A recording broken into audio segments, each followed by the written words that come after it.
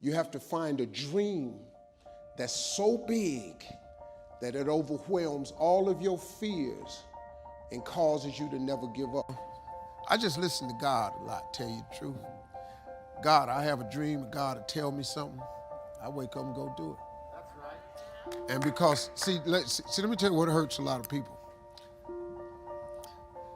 When you have an idea, when something comes into your imagination, that's not just your imagination. God places everything he has for you in your imagination. Albert Einstein said, imagination is everything. It's the preview to life's coming attractions. So when you have something in your imagination, it ain't hocus pocus. It's actually a preview of a coming attraction that God has for you. He places everything he has for you in your imagination. So if you've been dreaming of your own business, it's because that's what he got for you. If you've been dreaming of a summer home, it's because that's what he got for you. If you keep dreaming of a brand new car instead of a used car, it's because that's what he got for you. He places everything he has for you in your imagination. Imagination is everything. It's the preview to life's coming attractions.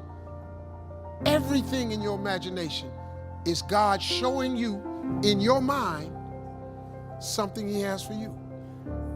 You just gotta, you can't tell it to everybody. Because they ain't gonna see. You know why you can't tell it to everybody? Because if you want to kill a big dream, tell it to a small-minded person. God has shown you some amazing stuff in your life that you thought was brilliant.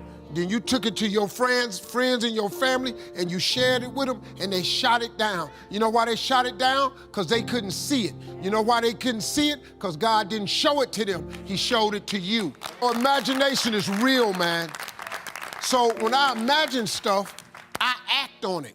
Because he must want me to have it, or else he wouldn't have showed it to me.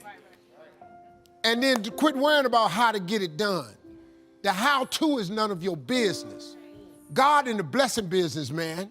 You got to go with it. So when you have these things in your imagination, wake up and get into action. Stop, oh, well, I need to figure out. No, the Bible don't say figure nothing out. The Bible say ask, believe, receive. There ain't no stuff in the middle. Now, you got to be willing to work, but he don't require you to figure it out. The how-to is none of your business. You know, you got to pick certain things that motivate you. The number one motivating thing for me, and I'm just being honest, was I was sick and tired of being poor. I was just exhausted.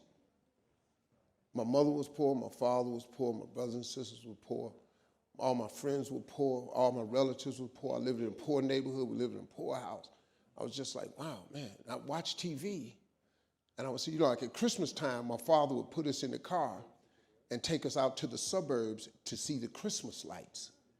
And I would see these big houses, man, with lights all on them, and they had horseshoe driveways where you just pull in and go all the way around. That was amazing to me. You know, we would pull up in the driveway, got a back out. You know, I've been doing that, and I kept saying, I told my father, I said, Dad, I said, why don't we get one of these houses? He said, boy, I ain't got no money for this kind of house. He said, but if you work hard, keep going to church like your mama say, you can make some money, you can buy you one of these houses. That was it. My motivation was to buy a big house so I could put up Christmas lights and drive in the driveway. And I'm gonna tell you something. Every home I have, every house I've ever owned or built, got to pull in one way and drive all the way around to come out there. I have never built, lived, or owned a home that did not have that driveway with gates on both sides. Never. That was the biggest motivating. So my advice is you have to find a dream that's so big that it overwhelms all of your fears and causes you to never give up. Now, you're going to think about quitting no matter what you do. I mean, I've thought about it many times, but I always just kept thinking about that house. And I've always dreamed of buying my mother and father a real house. And, you know, and before they died, I was able to do all of that.